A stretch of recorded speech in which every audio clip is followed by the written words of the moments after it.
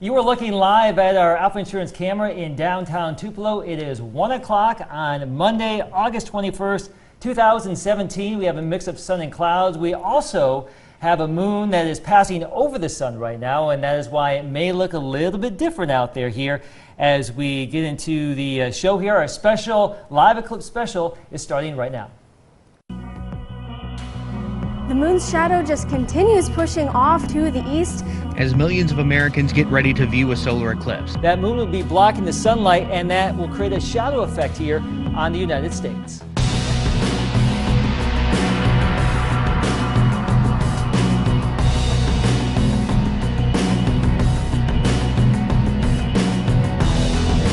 All right, welcome on into our special eclipse edition right here on North Mississippi CW4. I'm Chief Meteorologist Keith Gibson. And I'm meteorologist Amanda Reynolds. We have eclipse coverage here from across. We do. We have team eclipse coverage. Yes. Usually we're doing severe weather coverage, but you can see there in the boxes we've got meteorologist Alex Puckett and meteorologist Jacob Dickey out in the field. They are at eclipse viewing events right now. We're going to get out to those areas in just a split second, but let's go back to our live Alpha Insurance camera in Columbus. You can see we do have a mix of sun and clouds across our region. Just ever so faint is what's been going on. And I should also reference that little box in the bottom left of your screen right now. That is actually a live view from some telescopes up in Carbondale, Illinois. It looks like we have some clouds passing over that right now, Amanda. Bad news for our situation to monitor that. But here in our area, we do have a mix of sun and clouds. As you can see, some spots seeing a little bit more sun than clouds. Yeah, if you happen to be in one of the locations that doesn't have as many clouds, you are the lucky ones. You will have the best view of the eclipse. If you get stuck under one of those clouds, maybe hard to see. Essentially, if you can't see the sun, you can't see the eclipse. So hopefully those clouds start to clear out for most of our area, so at least everyone gets to see a piece of the eclipse. And there's a good reason that all of this is happening today. So what's going on today? We have the sun right there. We also have the earth where we live. The moon is coming into play too. That moon will be blocking the sunlight, and that will create a shadow effect here on the United States. The path of totality with the eclipse today is going from the Oregon coast all the way down to the Carolinas. Now it's moving through right now. That big part of the eclipse is moving to the Mid-South right now. In our area, between 85% and 95% totality, so not total, but still pretty good shape. Again, it started just before noon. It's going to maximize itself about 1:30. This whole thing will be done by 3. Yeah, it's really one of these spectacular events, Amanda, to see firsthand. And I want to show you off of our link system here, links 1, you can see this satellite image that just came on in. This is from NOAA, and this is just coming on in. You can see that big dark shadow across the Pacific Northwest. This is some high-resolution satellite imagery. So that's the shadow we were just referencing there in that piece. That shadow is now moving across the lower 48. So that's really kind of cool to see. But speaking of the near-term situation, we do have some of these bubbling clouds, a few isolated showers out there. For the most part, I think a good chunk of our area is going to be able to get in on the action. But speaking of getting in on the action, I think it's about time we head out to Starkville and MSU, where meteorologist Jacob Dickey is there live. Hi Keith, hi Amanda. We are here at the historic drill field in Starkville on the campus of Mississippi State. We can notice that it is starting to get a bit darker out here. The students as well are very excited. The drill field is full of students. We would estimate between 2,000 and 3,000 students, if not more. We've been speaking to many of them about what this eclipse means for them and how exciting it is, and I have one with me here now. His name is Alex Herbst. Alex is the president of the AMS and NWA chapter. Alex, can you tell me a little bit about what this eclipse means and what AMS is? Well, AMS is essentially our chapter for all of us meteorologists like yourself, where we get to come together and talk about science like this, because this is such a cool event here. It's not an event that I've ever seen in my lifetime, and many of us here haven't seen it ever before. And we were talking earlier, and we both felt like that this almost has the impression of feeling like a tailgate. What do you get of the buzz that's going on in the campus today? Oh, the buzz is fantastic. I mean, this is something you expect out of football, not out of a major scientific event where scientists are studying this from space right now. This is something that I think many people here have never seen before, and I think it's something that they're going to remember for the rest of their lives. Now, thank you so much, Alex. Now, there are 1,000 of these eclipse glasses that are out, but they ran out in these in just 15 minutes. Students are sharing with them, others around here and looking at the eclipse. Right before we came on, I took a look up there, and it looks very impressive. We are fighting just a little bit of cloud cover here, and we had some showers earlier in the day, but even still, we can still see behind me here all of the people that are on campus standing around looking up at the sky and talking about this eclipse. This eclipse will be maxing out at totality at 127, and we will be here through the entire event of that, watching as the eclipse comes on. It is a very exciting event. I can't describe how incredible this feels with all of the students that are out here. I've been talking even with some people from Starkville and professors, and most classes have let out to come and see the eclipse because this is a once-in-a-lifetime event. But I do know that in a couple of years we'll have another eclipse. But for now, reporting from Starkville, I'm meteorologist Jacob Dickey. We'll toss it back to you in the studio, Keith and Amanda.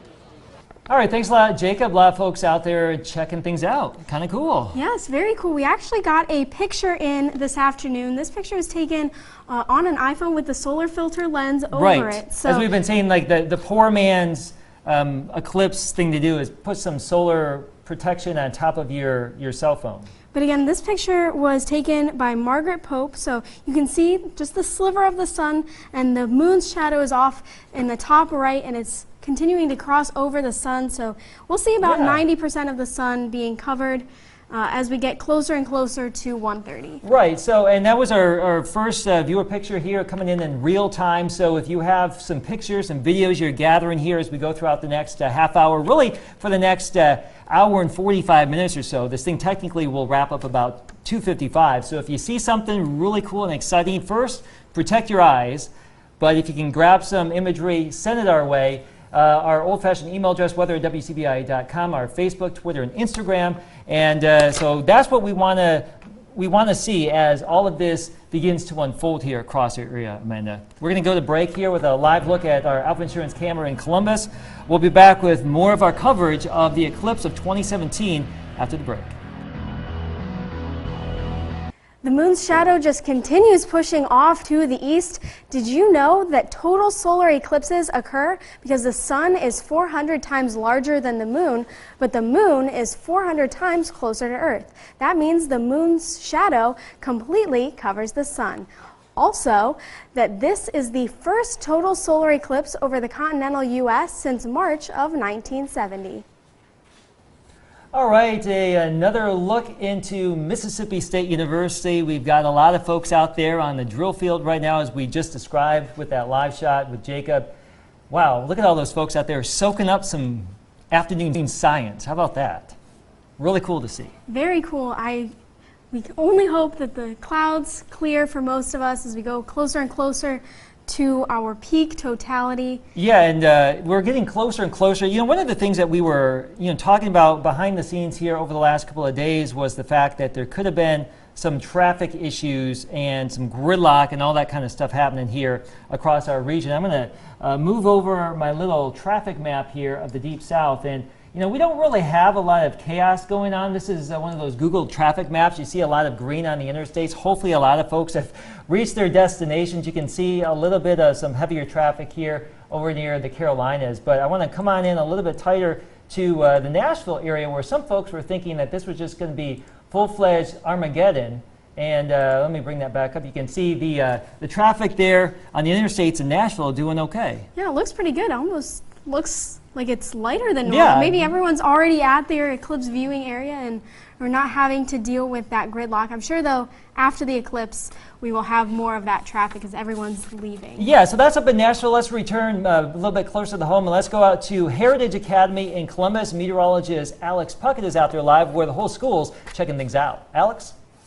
Well, I'm here at Heritage Academy in Columbus. We've got a lot of students here enjoying the solar eclipse, watching the solar eclipse here from the football field.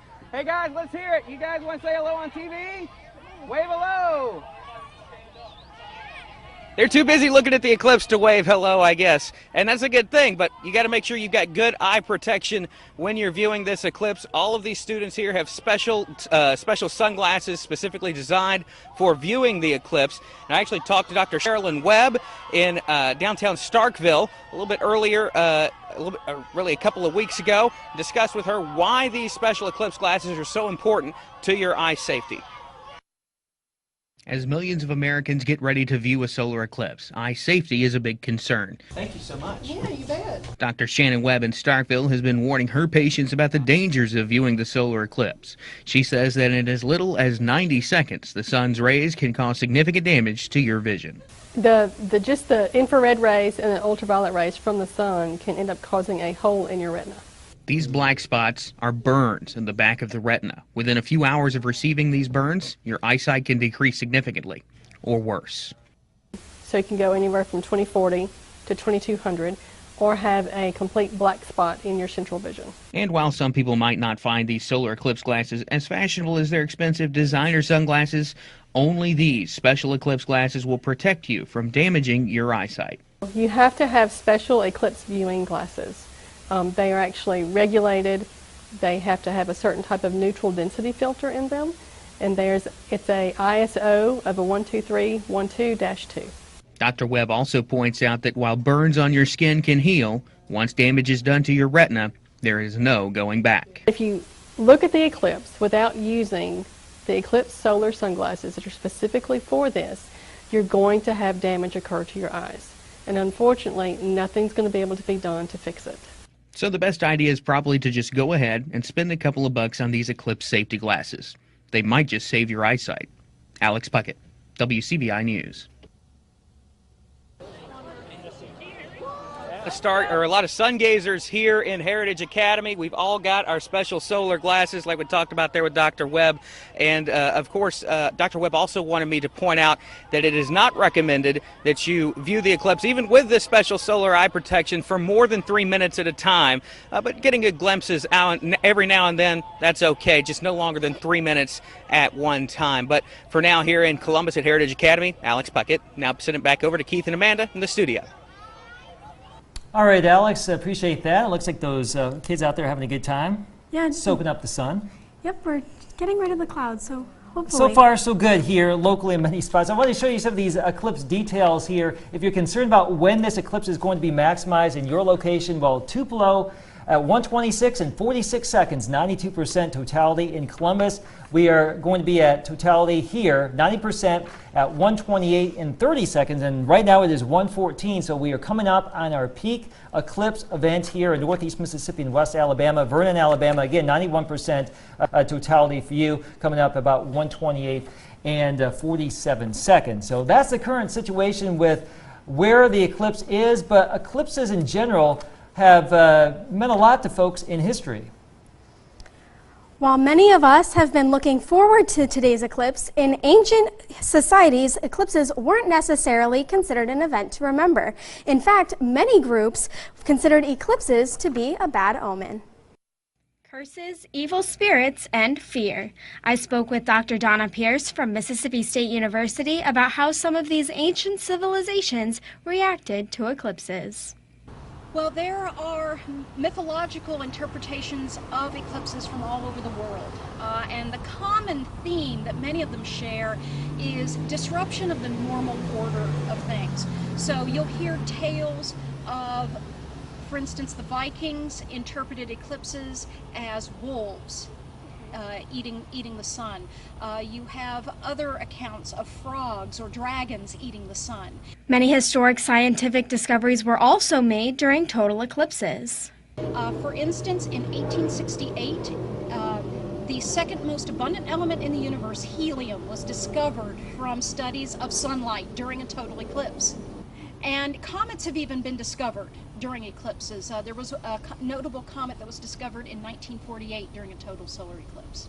In addition, the preliminary tests for Einstein's theory of relativity were done during a solar eclipse, where they looked for constellations on the other side of the sun to see if they were distorted.